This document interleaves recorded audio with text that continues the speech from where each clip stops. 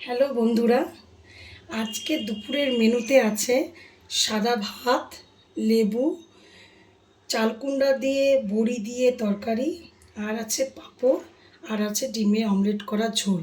আর আমার বাড়িতে তৈরি করা একটু ছোটো চেষ্টা, এটা একটা হচ্ছে লাড্ডু।